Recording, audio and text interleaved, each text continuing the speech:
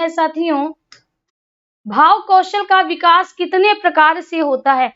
क्या कहता है? भाव विकास। यहाँ पर साथियों क्या कह रहा है? कह रहा है भाव विकास का भाव कौशल का विकास कितने प्रकार से होता है? भाषा कौशल का। तो साथियों जो भाषा कौशल है उसका विकास दो तरह से होता है। दो तरह से होता है। एक तो साथियों होता है भाव ग्रहण। क्या होता है? भाव ग्रहण करना। और दूसरा क्या होना? भाव प्रकाशन। क्या? भाव प्रकाशन। प्रकाशन का मतलब है साथियों भाव देना। किसी को आपके भाव कैसे पता चले?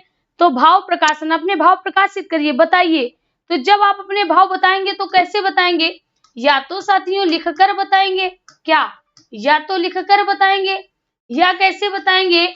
बोल कर बताएंगे। कैसे बताएंगे? बोल कर बताएंगे, है ना। जो आप बोलेंगे उससे पता चलेगा कि तो भाव प्रकाशन क्या होता है? लिखकर या बोलकर। ठीक है। और साथियों भाव ग्रहण कैसे होता है? या तो सुनकर, या तो आपने कुछ सुना होगा तो आप ग्रहण करोगे, या साथियों पढ़कर। तो यहाँ पर भाषा कौशल के कितने प्रकार होते हैं? तो दो प्रकार होते हैं। एक तो होता है भाव ग्रहण और दूसरा होता है भाव प्रकाशन। पहला विकल्प आपका राइट होगा। क्या होगा? पहला विकल्प साथियों राइट हो जाएगा। ठीक है, चलिए आगे बढ़ते हैं। अगला प्रश्न कहता है मातृभाषा शिक्षण का प्रारंभ कहाँ से होता है? जो मातृभाषा है ना, तो साथियों देखिएगा मातृभाषा अलग अलग होती है। और अब ये बात कही गई है कि जो शिक्षण होना चाहिए वह साथियों या तो आपकी हिंदी में होना चाहिए। किसमें होना चाहिए? हिंदी में होना चाहिए, है ना। या आपका इंग्लिश में होना चाहिए, या हम कह सकते हैं या साथियों आपकी मातृभाषा में होना चाहिए। कैसे? मातृभाषा में होना चाहिए। तो दो तरह के, अब तो ये कह दिया गया कि जो प्राथमिक शिक्षण होता है वो आपको मातृभाषा में दिया जाना चाहिए। तो यहाँ पर कहता है कि मातृभाषा शिक्षण का प्रारंभ कहाँ से होता है? माँ से होता है, शिक्षक से होता है, आसपास या कुटुंबियों से। तो साथियों मातृभाषा हम किसे कहते हैं? जो अभी तो पीछे बताया था ना, भाषा कौशल। तो मातृभाषा का विकास कैसे होता है? सबसे पहले जिससे हम भाषा सीखते हैं, सबसे पहले जिससे हम भाव प्रकाशन करना सीखते हैं, वो साथियों कौन होती है? वो होती है आपकी माँ। सबसे पहले बच्चा माँ को पहचानता है और सबसे पहले साथियों सीखता भी किससे है? माँ से सीखता है। तो यहाँ पर याद रखिएगा मातृभाषा शिक्षण का प्रारंभ कहाँ से होता है? तो हो जाएगा माँ से। किससे? माँ से। राइट विकल्प आपका ए हो जाएगा। माँ से। माँ को ही पहला गुरु माना गया है। माँ को क्या माना गया है साथियों? पहला गुरु माना गया है, ये याद रखिएगा। तो राइट विकल्प आपका क्या होगा? ए हो जाना है। अगला प्रश्न कहता है गुरुमुखी किस भाषा की लिपि है? क्या कहते हैं? गुरुमुखी किस भाषा की लिपि है? तो देखिएगा यहाँ पर साथियों कहते हैं गुरुमुखी। गुरुमुखी क्या है? गुरुमुखी साथियों लिपि है। गुरुमुखी क्या है? लिपि है। किसकी है? पंजाबी की है, आपको बताया भी था। और इसका जन्मदाता गुरुमुखी लिपि का जन्मदाता कौन माना जाता है? सिखों के गुरु अंगद देव माने जाते हैं। कौन माने जाते हैं? गुरु अंगद देव माने जाते हैं। गुरु अंगद देव माने जाते हैं। ठीक है। गुरु अंगद देव का ही नाम साथियों पहले क्या था? लहना सिंह था। क्या था? लहना सिंह था। ये बात याद रखिएगा। और साथियों जो गुरु अंगद देव थे ये कौन थे? ये सिखों के गुरु थे। सिखों के गुरु थे। ठीक है। तो यहाँ पर साथियों क्या हो जाएगा? राइट विकल्प आपका जाएगा ए, पंजाबी हो जाना है। क्या हो जाना है? पंजाबी हो जाएगा। क्या होगा? पंजाबी हो जाएगा। आगे बढ़ते हैं। अगला प्रश्न बताइएगा। साथियों वीडियो को जमकर लाइक मारो, शेयर करो। जो लोग आ चुके हैं जम के वीडियो को शेयर करें ताकि आपके आदर्श साथी भी आ सकें। लेकिन देखिएगा कहते अभट्ट किस भाषा की भाषा है? अभट्ट किस काल की है? ध्यान से मेरी बात सुनिएगा, फिर आप बताइएगा। साथियों सबसे पहले हमारी किस भाषा का जन्म हुआ था? संस्कृत का। ठीक है। फिर साथियों इसके बाद कौन सी आई थी? पाली आई थी। पाली के बाद क्या आई थी? प्राकृत आई थी। प्राकृत के बाद आपकी क्या आई? अपभ्रंश आई। क्या आई? अपभ्रंश आई। अपभ्रंश के बाद क्या आया? अभट्ट आया। क्या आया? अभट्ट आया। और अभट्ट के बाद आपकी हिंदी आई। और हिंदी का जन्म अगर पूछा जाए हिंदी का जन्म किस काल में माना गया है तो वह है साथियों आदिकाल। क्या है? आदिकाल है। वह आपका कौन सा समय माना जाता है तो वह हिंदी का आदिकाल माना जाता है। आदिकाल को ही साथियों हिंदी का शिशुकाल कहते हैं। आदिकाल को क्या कहा जाता है? हिंदी का शिशुकाल कहा जाता है। पता है जब बच्चे का जन्म होता है तो साथियों बच्चा क्या कहलाता है? शिशु कहलाता है। जब उसका जन्म हो जाता है ना तो साथियों वह क्या होता है? शिशु होता है। यानी यहाँ पर क्या हुआ था? यहाँ पर साथियों हिंदी ने जन्म लिया था। हिंदी ने जन्म लिया था। अब देखिएगा कहते हैं आधुनिक काल। क्या कहते हैं? आधुनिक काल। तो अभी आधुनिक काल नहीं आया था क्योंकि संस्कृत को क्या कहा गया? इसको कहा गया था प्राचीन। क्या कहा गया था? प्राचीन आर्य भाषा कहा गया था। प्राचीन आर्य भाषा कहा गया था। और ये जो थे ना ये इनको क्या कहा गया था? मध्यकालीन भारतीय आर्य भाषा। आर्य भाषा, ठीक है, इसको कहा गया था। और साथियों इस वाले काल को क्या कहा गया था? इस वाले काल को कहा गया है आधुनिक हिंदी, आधुनिक आर्य भाषा। क्या कहा गया था? आधुनिक आर्य भाषा कहा गया था। आधुनिक आर्य भाषा कहा गया था। तो हम कह सकते हैं आदिकाल था नहीं, आदिकाल था नहीं साथियों। और जो सबसे पहले, अब ध्यान से मेरी बात को सुनिएगा, जब साथियों आधुनिक भारतीय आर्य भाषा की बात करें, किसकी? आधुनिक भारतीय आर्य भाषा की बात करें, भारतीय आर्य भाषा की बात करें तो साथियों ये 3 भागों में डिवाइड हुआ था। सबसे पहले था आपका आदिकाल, इसके बाद था आपका भक्तिकाल और इसके बाद था आपका आधुनिक काल। कौन था? आधुनिक काल था। अब बताइए यहाँ पर आधुनिक काल है तो आधुनिक काल तो होगा नहीं, यहाँ पर आपका भक्ति काल है, भक्ति काल तो होगा नहीं, और यहाँ पर है आपका रीतिकाल। ये देखिए ये जो बीच वाला समय था मध्यकाल, बीच का समय आपका क्या था? मध्यकाल। 2 भागों में था। पहले वाला चरण इसका भक्ति काल कहलाया, दूसरे वाला इसका चरण रीतिकाल कहलाया। तो विकल्प आपका क्या जाएगा? आदिकाल चला जाएगा। बी विकल्प आपको राइट देना होगा। क्या देना होगा? बी विकल्प आपको राइट देना होगा। ठीक है, बात समझ में आ गई? आई होप आपको सारी बातें क्लियर हो गई होंगी। ठीक है, चलिए आगे बढ़ते हुए अगला प्रश्न देखते हैं। अगला प्रश्न कहता है सैंधव का अर्थ निम्न में से क्या नहीं है? तो देखिएगा सैंधव साथियों घोड़ा को कहते हैं, सैंधव नमक को भी कहते हैं और सैंधव समुद्र को भी कहते हैं। किसको नहीं कहते हैं? सोना को नहीं कहते हैं। किसको नहीं कहते हैं? सोना को नहीं कहते। क्यों? क्योंकि देखिए नदियों को कहा गया है सिंधु। क्या कहा गया? नदियों को कहते हैं सिंधु। और जहां पर है ना सिंधु कहा जाता है नदियों को, और नदी जहां अपना जल गिराती है उस स्थान को हम क्या कहेंगे? उस संपूर्ण स्थान को सैंधव कहा जाता है, अर्थात साथियों समुद्र हो जाएगा। ठीक है, और साथियों नमक, सेंधा तो सुना होगा ना, तो सेंधा को हम सैंधव नमक कहते हैं। अगर पूछा जाए क्या नहीं माना जाता है तो उसमें साथियों क्या सोना नहीं माना जाता है? शी विकल्प। और अगर कभी पूछ दिया जाए क्या माना जाता है, क्या पूछ दिया जाए कि क्या माना जाता है ना, और सभी दिए हैं कि सिर्फ अगर एक विकल्प आपको चुनना है तो आप घोड़ा लगाइएगा। अगर सिर्फ और सिर्फ एक विकल्प चुनना है तो घोड़ा लगाइएगा। और अगर पूछा जाए कौन नहीं है तो नमक भी है, घोड़ा भी है, समुद्र भी है। तो राइट विकल्प आपका क्या नहीं जाएगा? सोना नहीं चल जाएगा। सी विकल्प आपका राइट हो जाएगा। सी विकल्प आपका राइट हो जाना है। बहुत बढ़िया।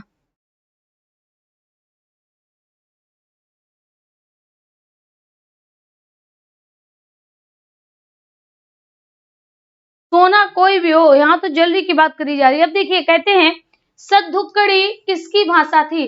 तो जैसे आपने देखा सद्धुक्कड़ी, क्या देखा? सद्धुक्कड़ी था। साथियों सद्धुक्कड़ी किसे कहा जाता है? सद्धु मतलब साधुओं की भाषा। क्या? साधुओं की भाषा। साधुओं की भाषा। साधुओं की भाषा क्या थी? सद्धुक्कड़ी थी। इसी को साथियों क्या कहा गया? पंचमेल खिचड़ी। क्या कहा गया? पंचमेल खिचड़ी। पंचमेल खिचड़ी की बात करें साथियों, पंचमेल यानी 5 मिली भाषाओं से जो नई भाषा का निर्माण हुआ उसको हम पंचमेल खिचड़ी कहते हैं। क्या कहते हैं? पंचमेल खिचड़ी कहते हैं। पंचमेल खिचड़ी में कोई एक भाषा नहीं है, कितनी है आपकी? कई भाषाओं का मेल है, इसीलिए इसको पंचमेल कहते हैं, खिचड़ी कहते हैं। और ये किसकी भाषा थी साथियों? कबीरदास की थी। कबीरदास। कबीरदास साथियों ज्ञानाश्रयी शाखा के प्रमुख संत माने जाते हैं। ज्ञानाश्रयी शाखा के प्रमुख संत माने जाते हैं कौन?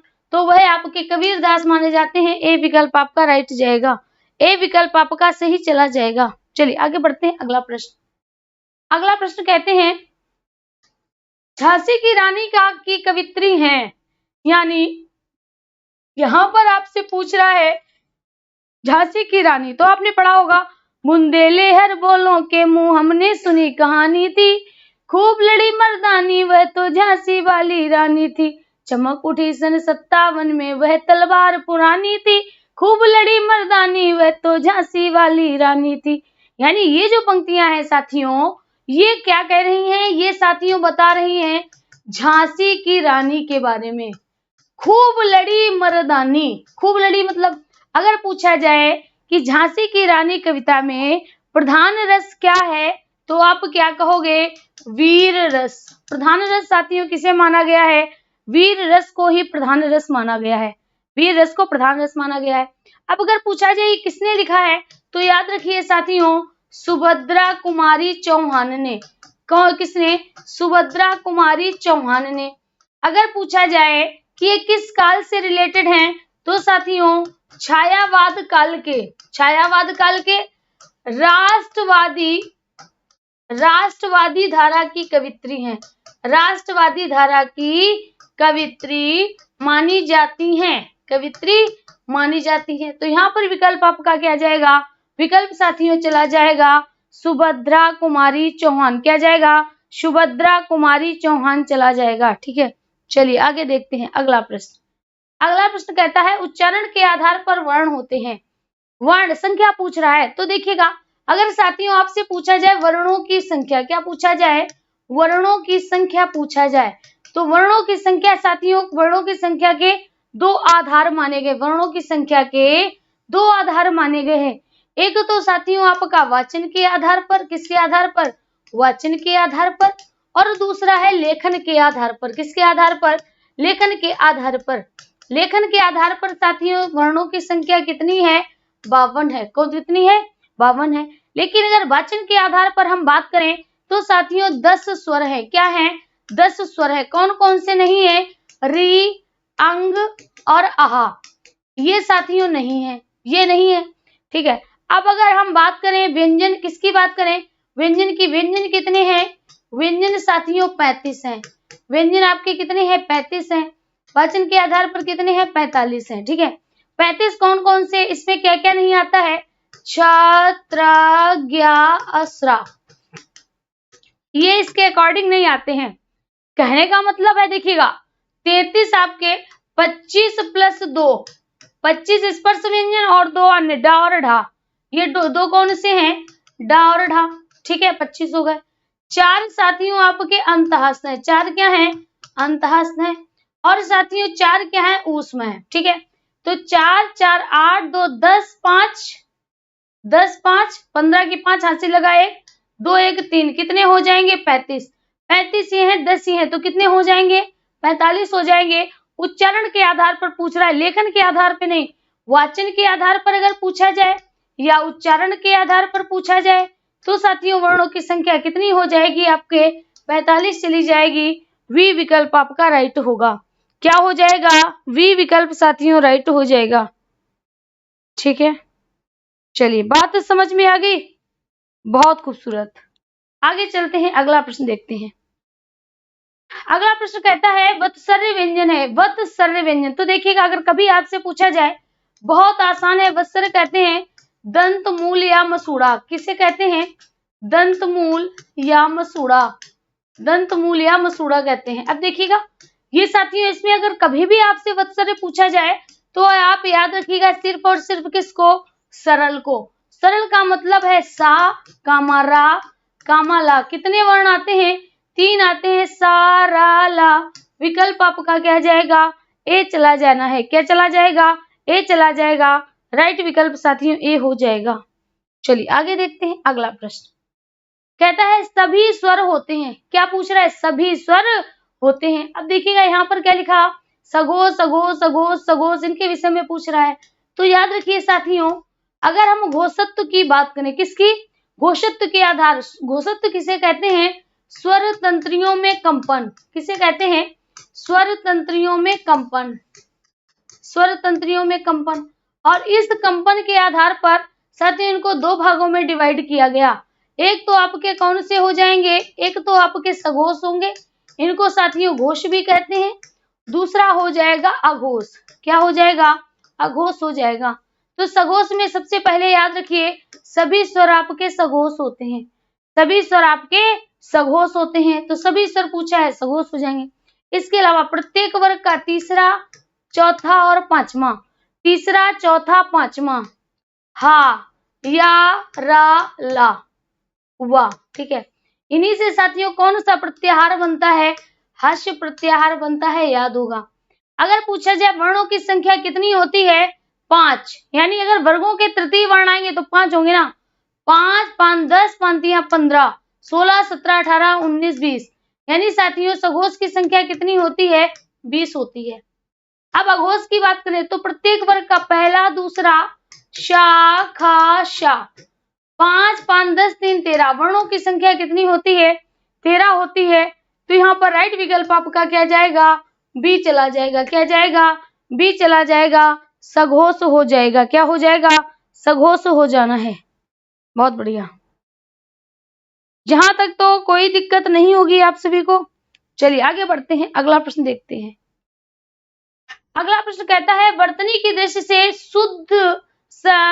शुद्ध शब्द का चयन करिए। आपको यहाँ साथियों क्या बताना है? शुद्ध शब्द बताना है। फटाफट बताइएगा ऊष्मा कैसे लिखा जाता है। तो देखिएगा इसको अगर हम बोलेंगे तो क्या बोलेंगे? उष्मा बोलेंगे। इसको क्या बोलेंगे? ऊष्मा। इसको ऊष्मा, इसको उष्मा। तो राइट विकल्प आपका क्या जाएगा? यही उष्मा हो जाएगा। क्या होगा? उष्मा हो जाएगा। अगर पूछा जाए वर्तनी की दृष्टि से उष्मा कैसा शब्द है तो उष्मा कैसे लिखेंगे? उष्मा ऐसे लिखा जाता है। उष्मा का अर्थ क्या होता है? उष्मा का अर्थ होता है साथियों गर्मी, या हम कह सकते हैं गर्माहट। क्या हो जाएगा? गर्माहट हो जाएगा। तो राइट विकल्प आपका क्या रहेगा? उष्मा को इस तरह से लिखते हैं, आपका बी विकल्प राइट हो जाना है। क्या हो जाना है? बी विकल्प राइट हो जाएगा। ठीक है, चलिए अगला प्रश्न। अगला प्रश्न देखना है, रमेश को शिक्षा की जरूरत है। क्या कहता है? रमेश को शिक्षा की जरूरत है। तो देखिएगा साथियों एक तो रा में आप इस तरह से मात्रा देखते हो, ये किसकी मात्रा होती है? छोटे ऊ की। और जो आप ये वाली मात्रा देखते हो ना, ये किसकी होती है?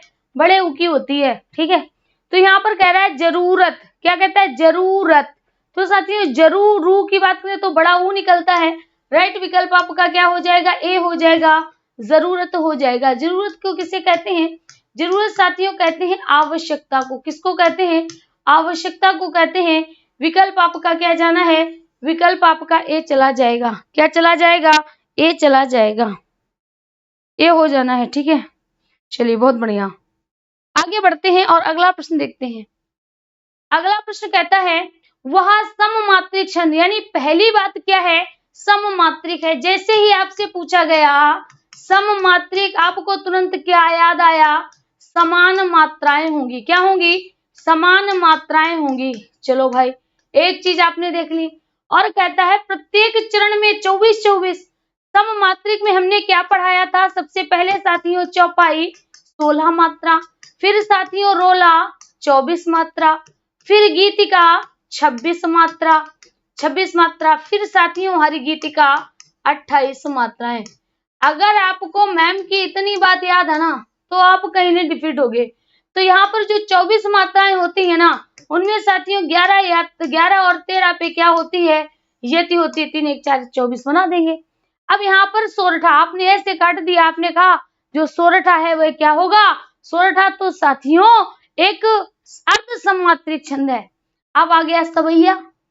अब आपको क्या याद आया? मैम ने कहा था सवैया वर्णिक छंद है, इसमें 22 से लेकर 26 वर्ण होते हैं। ठीक है, फिर आया कवित्त। कवित्त में साथियों 31 मात्राएं होती हैं। 31 मात्राएं होती हैं। यहाँ पर राइट विकल्प आपका क्या जाएगा? रोला चला जाएगा। ए विकल्प साथियों राइट होगा। ए विकल्प आपका राइट हो जाना है। आगे देखिएगा फटाफट जल्दी से। कहता है पेट की आग के लिए एक शब्द बताइए। क्या कहता है? पेट की आग। साथियों अच्छा एक बात बताओ, इतने लोग वीडियो को देख रहे हैं, साथियों ऐसा जुल्म ना करो भाई, वीडियो को लाइक वाइक तो कर ही दो, लाइक तो कर ही दो। कहता है पेट की आग के लिए एक शब्द बताओ। तो देखिएगा साथियों यहाँ पर आप क्या देख रहे हैं, ऐसे है, इसमें थोड़ा गलत हो गया इसको, यहाँ पर ग्री नहीं होगा, यहाँ पर होगा, इस तरह से लिखना होगा। यहाँ पर क्या होगा, इस तरह से, ठीक है, इस तरह से आपको बताना होगा। देखिएगा यहाँ पर, तो आप क्या देख रहे हो, आप देख रहे हो आग है, आग को क्या कहते हैं, अग्नि कहते हैं। यानी साथियों यहाँ तक क्या हो गया, यहाँ तक आपने अग्नि निकाल ली। और कौन सी अग्नि, दाव, दाव कहते हैं, दाव किसे कहते हैं, जंगल की आग को कहते हैं, ठीक है। बड़वा, बड़वा किसे कहते हैं साथियों, जो बड़वा है ना वो कहते हैं समुद्र को, किसको कहते हैं, समुद्र की आग को बड़वानल कहते हैं। देखिएगा यहाँ पर क्या लिखा, जठर, क्या लिखा, जठर। तो साथियों जठर क्या है, जठर ग्रंथि है, कहाँ पाई जाती है, पेट में पाई जाती है। जठर ग्रंथि कहाँ पाई जाती है, पेट में। मंद किसे कहते हैं, धीरे धीरे, मंद किसे कहते हैं, धीरे धीरे जो आग लगती है उसको मंदाग्नि कहते हैं। यहाँ पर साथियों आपका राइट विकल्प क्या जाएगा, जठराग्नि। पेट की आग क्या कहलाती है, जठराग्नि कहलाती है।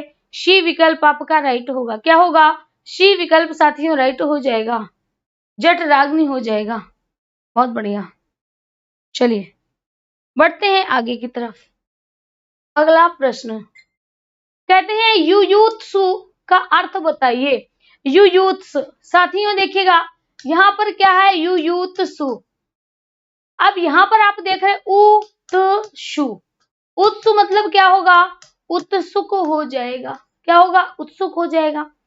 किसका उत्सुक, युयु, किसका, युयु, युयु मतलब यज्ञ का, सॉरी हाँ, किसका साथियों, युद्ध का, यज्ञ। देखिए अगर यहाँ पर होता यजुत्सु, क्या होता, यजुत्सु, जा अगर यहाँ पर होता क्या होता, जा होता, तो साथियों इसका मतलब क्या होता, ये यजु जो होता वह साथियों यज्ञ के लिए उत्सुक, यज्ञ के लिए उत्सुक, यज्ञ के लिए जो उत्सुक होता है उसको यजुत्सु कहते हैं, ठीक है। जो साथियों युयुत्सु का मतलब क्या होता है, जो युद्ध के लिए उत्सुक होता है उसको साथियों क्या कहते हैं, उसको हम कहते हैं युयुत्सु। बी विकल्प आपका राइट होना चाहिए, क्या होना चाहिए, बी विकल्प आपका राइट होना चाहिए, ठीक है। साथियों दूसरों को हंसाने वाला क्या होता है, हास्य कलाकार होता है, या साथियों इसी को हम क्या कहते हैं, इसको हम विदूषक भी कहते हैं, क्या कहते हैं, विदूषक भी कहते हैं, ठीक है। चलिए आगे अगला प्रश्न कहता है रिजु शब्द का विलोम बताइए। क्या कहता है, रिजु। साथियों आपने कभी रिजु कोण पढ़ा है, क्या कहते हैं, रिजु कोण पढ़ा है। रिजु कोण किसे कहते हैं, रिजु कोण साथियों सरल कोण को कहते हैं, किसको कहते हैं, सरल कोण कहते हैं। रिजु कोण किसे कहते हैं साथियों, सरल कोण को कहते हैं। अब अगर आप पूछो सरल का मतलब क्या होता है, सरल का मतलब साथियों ये, इसी को हम क्या कहेंगे, 180 डिग्री है ना, इसको हम क्या कहेंगे, इसी को हम कह सकते हैं सरल, इसी को हम क्या कह सकते हैं, रिजु कोण कहते हैं, क्या कहते हैं, रिजु कोण कहते हैं। तो यहाँ पर आपका अब पूछ रहा है विलोम शब्द क्या होगा, उल्टा क्या हो जाएगा, तक्र होगा नहीं, सीधा होगा नहीं, विरल भी नहीं होगा, सघन का होता है विरल, सघन मतलब घना, विरल मतलब अलग अलग, तो इसका क्या हो जाएगा, वक्र हो जाएगा। ए विकल्प आपका राइट होगा, ए विकल्प आपका राइट हो जाएगा, 16 का ए हो जाएगा, वक्र हो जाना है, क्या हो जाना है साथियों, वक्र हो जाना है। आगे देखिएगा अगला प्रश्न कहता है दिए हुए शब्दों में भिन्न अर्थ वाला शब्द बताइएगा। आत्मजा, नंदिनी, भार्या, कन्या, जल्दी से बताइएगा। आत्मजा, नंदिनी, भार्या और कन्या, भार्या और कन्या। तो देखिएगा साथियों आत्मजा, आत्म मतलब स्वयं से, आत्म मतलब स्वयं से, और साथियों जा मतलब जन्मी, जन्मी, इसको क्या कहते हैं, इसको हम पुत्री कहते हैं, ठीक है। और अगर होता आत्मज, क्या होता, आत्मज, तो स्वयं से जन्मा यानी पुत्र होता, ठीक है। नंदिनी किसे कहते हैं, इसको भी साथियों पुत्री कहते हैं। भार्या को क्या कहते हैं? पत्नी कहते हैं। क्या कहते हैं? पत्नी कहते हैं। कन्या को क्या कहते हैं? इसको भी साथियों पुत्री कहते हैं। क्या कहते हैं? पुत्री कहते हैं। तो दिए हुए शब्दों का भिन्न अर्थ वाला शब्द कौन सा होगा? तो साथियों भिन्न शब्द वाला पूछ रहा है। क्या पूछ रहा है? भिन्न अर्थ वाला शब्द पूछ रहा है। तो यहाँ पर क्या हो जाएगा? सी चला जाएगा। क्या जाएगा? सी शब्द चला जाएगा। सी हो जाएगा। ठीक है, भार्या हो जाना है। बहुत बढ़िया। क्या हो जाएगा साथियों? भार्या हो जाएगा। अगला प्रश्न देखिए फटाफट। कहता है देखिए, सुदामा की दीन दशा करुणा करके, करुणा निधि रोए, पानी परात को हाथ छुओ नहीं, नैनन के जल से पग धोए। कह रहा है देखी सुदामा की दीन दशा, सुदामा की दीनता भरी दशा को देखकर क्या करते हैं? करुणा करके करुणा निधि रोए। कैसे रोए? करुणा करके रोए। कैसे रोए? करुणा करके रोए। करुणा करके मतलब ठीक उसी प्रकार से उनको दुख हुआ कि किस प्रकार से दुख हुआ? ठीक उसी प्रकार से जैसे कोई प्रिय वस्तु, जैसे कोई प्रिय वस्तु आपसे हमेशा के लिए छिन जाए, या साथियों कोई आपका प्रिय व्यक्ति, कोई आपका प्रिय व्यक्ति हमेशा के लिए आपसे दूर हो जाए, तो जो आपको दुख होता है ना, ठीक वैसा ही दुख साथियों किसको हो रहा है? तो वैसा ही दुख आपके श्री कृष्ण जी को हो रहा है, करुणानिधि को हो रहा है कि हम तो उनके मित्र थे, हम सुदामा के मित्र थे, हमारे पास इतना पैसा था लेकिन हमने कोई भी मदद नहीं कर पाई, इसीलिए साथियों उनको दुख हो रहा था। तो यहाँ पर आप क्या देख रहे हो? श्रृंगार होगा? नहीं होगा। वीर रस होगा? नहीं होगा। अद्भुत रस भी नहीं होगा। क्या हो जाएगा? करुण रस हो जाएगा। क्या हो जाएगा? करुण रस हो जाएगा। अब देखिएगा, अगर यहाँ पर होता, अगर यहाँ पर क्या होता, अगर यहाँ पर पंक्ति बदल जाती, अगर पंक्ति होती पानी परात को हाथ छुओ नहीं, नैनन के जल, नैनन के जल से पग धोए, अगर ये वाली होती तो आपका अद्भुत रस भी हो जाता, तो आपका अद्भुत रस होता। अगर यहाँ पर लिखा होता पानी परात को हाथ छुओ नहीं, पानी परात को हाथ छुओ नहीं, छुओ नहीं, नैनन के जल से पग धोए, नैनन के जल से पग धोए। तो यहाँ पर आपका क्या हो जाता? अद्भुत रस हो जाता। लेकिन साथियों यहाँ पर बी विकल्प ही आपका राइट होगा, बी विकल्प ही राइट होगा। चलिए आगे देखिएगा। कह रहा है अखाड़ा किस प्रकार का शब्द है? अखाड़ा किस प्रकार का शब्द है? साथियों एक बार दबा के, एक बार जोरदार से लाइक मारो फटाफट। देखिएगा यहाँ पर लिखा है, और शेयर बेयर भी भाई कर दो। ठीक है, कहते हैं अखाड़ा किस प्रकार का शब्द है? तो साथियों जैसे आया अखाड़ा, क्या आया? अखाड़ा आया। अब ध्यान से मेरी बात को सुनिएगा। पहले लिखा है तत्सम तद्भव रूढ़, तो साथियों ये कैसा है? ये तो आपका तद्भव है। क्या है? तद्भव है। अगर पूछा जाए इसका तत्सम क्या है, क्या पूछा जाए? तत्सम क्या है? तो साथियों क्या हो जाएगा? अक्षवाट हो जाएगा। क्या हो जाएगा? अक्षवाट हो जाएगा। अक्षवाट को क्या कहते हैं? अखाड़ा कहते हैं। तो साथियों जो हमारा कैसा होगा? तत्सम भाषा का शब्द हो जाएगा। बी विकल्प आपका राइट होगा। क्या होगा? बी विकल्प साथियों राइट हो जाएगा। बी विकल्प आपका राइट होगा। आगे बढ़ते हैं, अगला प्रश्न। अगला प्रश्न कहता है अनुवाद में प्रयुक्त उपसर्ग बताइए। क्या कहता है? यहाँ पर साथियों कह रहा है अनुवाद, और पूछ क्या रहा है? उपसर्ग पूछ रहा है। अब एक बात बताओ, उपसर्ग कहाँ जुड़ते हैं? आगे जुड़ते हैं। ठीक है, अब यहाँ पर आपको देखिए, अगर आप निकाल लोगे तो नुवाद बचेगा, ना होगा। अन अगर निकालोगे तो उबाद बचेगा, अर्थ नहीं होगा। अब तो आया ही नहीं है, तो राइट विकल्प में क्या देना है? अनु प्लस वाद, अनु प्लस वाद, यही साथियों राइट विकल्प होगा। डी हो जाना है। क्या हो जाना है? डी हो जाएगा। अगला कहता है व्यावसायिक कौन सा प्रत्यय जुड़ा है? व्यावसायिक में कौन सा प्रत्यय जुड़ा है? फटाफट बताइएगा। व्यावसायिक में कौन सा प्रत्यय जुड़ा हुआ है? अब देखिएगा, सबसे पहला क्या लिखा है? का, फिर लिखा है एक और व्या। ध्यान से मेरी बात को सुनिएगा। प्रत्यय साथियों कहाँ जुड़ते हैं? पीछे जुड़ते हैं। प्रत्यय आपके कहाँ जुड़ते हैं? तो आपको खूब पता है, प्रत्यय शब्द के पीछे जुड़ते हैं। ठीक है, तो यहाँ पर अगर हम का जोड़ देंगे, का हटा देंगे तो क्या बचेगा? व्यावसायी, ये बचेगा। एक अगर हटा देंगे तो क्या होगा? व्यवसाय बचेगा। अगर हम एक हटा देंगे तो व्यवसाय, ये बचेगा। और व्या हटा देंगे तो वसायिक बचेगा। क्या बचेगा? वसायिक बचेगा। तो यहाँ पर क्या हो जाएगा? व्यवसाय प्लस एक क्या हो जाएगा? व्यवसायिक हो जाएगा। बी विकल्प साथियों राइट हो जाएगा। क्या हो जाएगा आपका? वी विकल्प साथियों राइट हो जाएगा। व्यवसायिक हो जाना है, व्यवसायिक हो जाना है। ठीक है, चलिए आगे बढ़ते हुए अगला प्रश्न। अगला प्रश्न कहता है, किस एक वाक्य में क्रिया विशेषण प्रयुक्त हुआ है? पूछ रहा है क्रिया विशेषण। तो क्रिया विशेषण मतलब क्रिया की विशेषता बताएगा। किसकी विशेषता बताएगा? क्रिया की विशेषता बताएगा। देखिएगा, वह धीरे से बोलता है। कह रहा है वह बोलता तो है लेकिन कैसे? धीरे से बोलता है। ठीक है, यहां पर देखिएगा। दूसरा कहता है वह काला कुत्ता है, यानी काला कुत्ता, इसका मतलब ये तो विशेषण हो गया।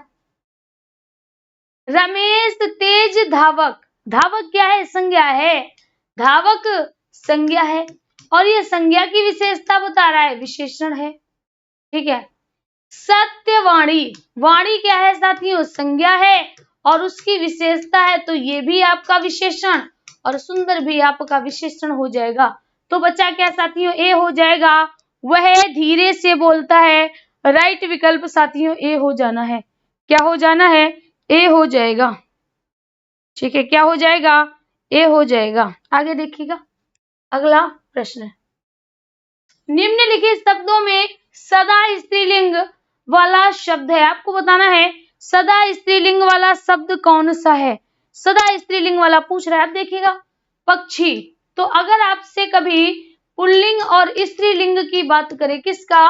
पुल्लिंग और स्त्रीलिंग की बात करें, तो स्त्रीलिंग में आप क्या लगा दीजिए? मेरी लगा दीजिए। पुल्लिंग में आप क्या लगा दीजिए? मेरा लगा दीजिएगा। ठीक है, मेरा पक्षी, मेरा बाज, मेरा गैंडा, मेरा गैंडा, मेरी मकड़ी। तो देखिएगा क्या हो गया? मेरी मकड़ी। अब देखिएगा, पक्षी मर गया, पक्षी उड़ गया, बाज गिर गया, बाज मर गया, मकड़ी गिर गई, मकड़ी मर गई, गैंडा गिर गया, गैंडा मर गया। तो साथी यहाँ पर आप देख रहे हैं मकड़ी कैसी है? घोर स्त्रीलिंग शब्द है।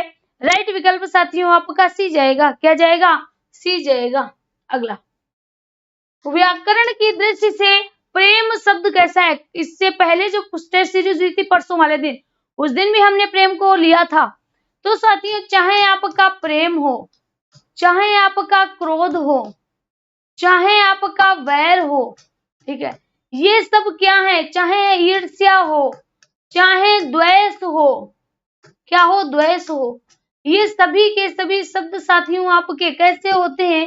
सभी के सभी शब्द साथियों आपके भाववाचक संज्ञा होगी। क्या होगी? संज्ञा होगी। अगर पूछा जाए कैसी संज्ञाएं होगी? भाववाचक संज्ञा होगी। पहला विकल्प आपका राइट होगा। क्या हो जाएगा? पहला विकल्प साथियों राइट हो जाएगा।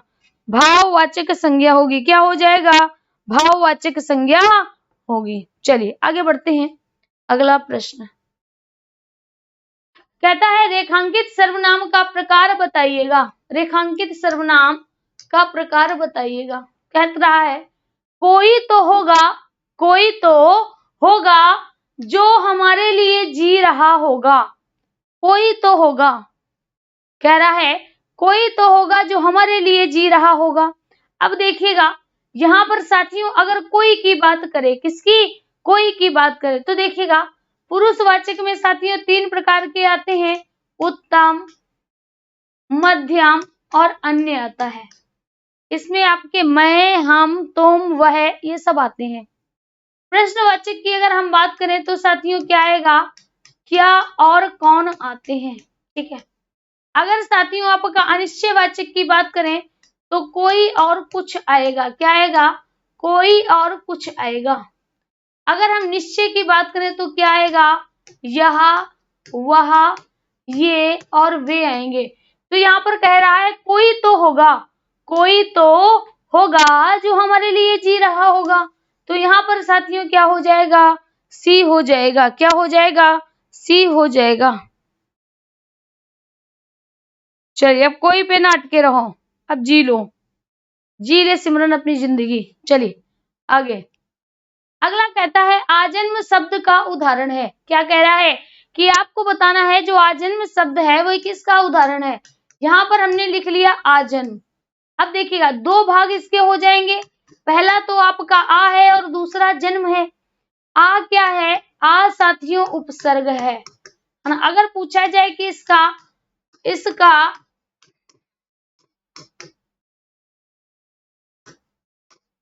इसको साथियों जब हम दो भागों में बांटेंगे ना, तो एक तरफ क्या हो जाएगा? पहला तो आपका हो जाएगा आ और दूसरा क्या हो जाएगा? जन्म हो जाएगा।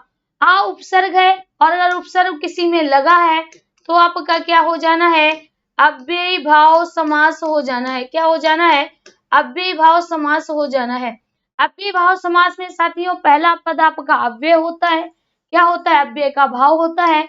तो साथियों आपका पहला विकल्प राइट हो जाएगा, अव्ययी भाव समास हो जाएगा। क्या हो जाएगा? अव्ययी भाव समास हो जाएगा। अव्ययी भाव समास हो जाएगा। बहुत बढ़िया। और आप हमारे सभी साथियों का बहुत बहुत धन्यवाद। चलिए आगे बढ़ते हैं। अगला प्रश्न कहता है संकलन का सही संधि विच्छेद बताइए। अब गलत नहीं होना चाहिए। जैसे ही आपका आया संकलन, क्या आया? संकलन आया, आपको तुरंत याद आया ये क्या है? मां है। तुरंत ही आपने लिख दिया समधन कलन हो जाएगा। अगर पूछा जाए कौन सी संधि है तो आप क्या कहोगे? आप कह दोगे व्यंजन संधि है। कौन सी है? व्यंजन संधि है। समधन कलन कहाँ है साथियों? सी विकल्प आपका राइट हो जाएगा। सी विकल्प सटीक हो जाना है। अगला प्रश्न, अच्छा ये प्रश्न दो बार रिपीट हुआ है। यही आपका 27 में था और यही आपका 28 में है। चलिए इसको टिक लगा लीजिएगा, दोनों में सेम ही रहेगा, दोनों में सेम ही रहेगा। ठीक है, चलिए बहुत बढ़िया। अगला देखिएगा, अगला प्रश्न का आंसर बताइएगा। किस वाक्य में क्रिया का भाववाचक प्रयोग हुआ है? आपको बताना है किसमें क्रिया का भाववाच्य प्रयोग हुआ है। फटाफट बताइएगा किस वाक्य में क्रिया का भाववाच्य प्रयोग हुआ है। तो देखिएगा बच्चा होता क्या है, सबसे पहली बात कि अगर भाववाच्य और कर्मवाच्य आएगा कभी भी तो आपके कर्ता में क्या लगा होगा?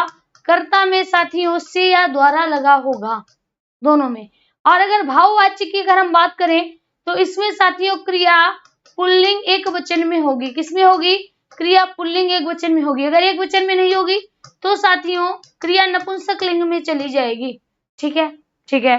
तीसरी बात आपको एक बात और याद रखनी है कि भाववाचक में साथियों मोस्टली क्या होता है? कर्म नहीं होता है, कर्म नहीं होता है। तो देखिएगा यहाँ पर क्या कहता है, लड़कियों ने माँ को देखा। क्या कह रहा है? लड़कियों ने माँ को देखा। इसमें लड़कियों में ने लगा है, ये तो होगा नहीं। कह रहा है उससे फल नहीं खाए गए। तो साथियों यहाँ पर तो फल लगा हुआ है, फल हमारा कर्म है। उससे फल नहीं खाए गया, फल उससे नहीं खाए गए। ठीक है, चलिएगा आगे देखिएगा। यहाँ पर क्या कहता है, यहाँ पर साथियों आपसे कहता है तीसरा घोड़ा ही निनाता है। क्या कहा जा रहा है? घोड़ा ही निनाता है। तो जैसे ही आपसे पूछा गया घोड़ा ही निनाता है तो साथियों ये तो आपका कर्तावाच्य है, ये भी आपका कर्तावाच्य है। अब देखिएगा यहाँ पर यह काम तुमसे ही संभव है, यही हो जाएगा क्योंकि साथियों इसमें इसमें आपका भाव प्रधान है। ठीक है, इसमें कर्म नहीं है, ये इसमें कर्म नहीं है। तो राइट विकल्प आपका क्या जाएगा? डी चला जाएगा। क्या जाएगा? डी चला जाएगा। क्लियर? डी विकल्प आपका राइट होगा।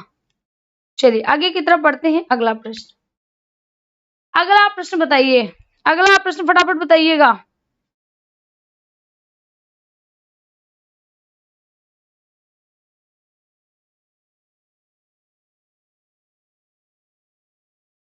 बहुत खूब।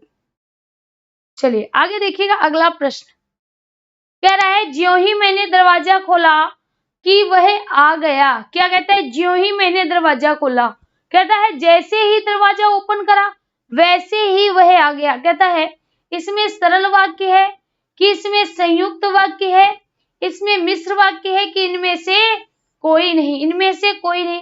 अब आप क्या कहोगे? कह रहा है ज्यों ही मैंने दरवाजा खोला। जैसे हम आपसे कहें ज्यों ही मैं आया तो आप कहोगे तो क्या हुआ? यानी साथियों एक वाक्य क्या है? जैसे ही मैंने दरवाजा खोला, दूसरा है कि वह आ गया।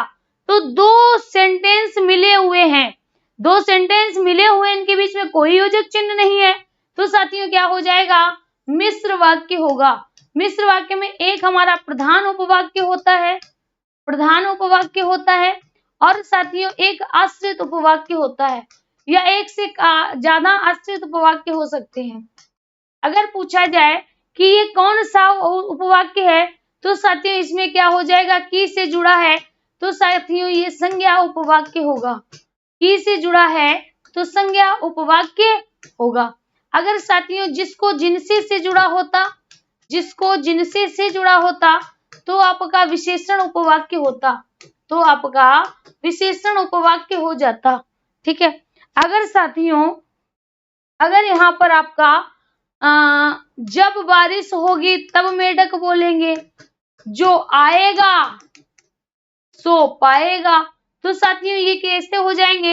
ये आपके क्रिया विशेषण उपवाक्य हो जाएंगे, क्रिया विशेषण उपवाक्य हो जाएंगे।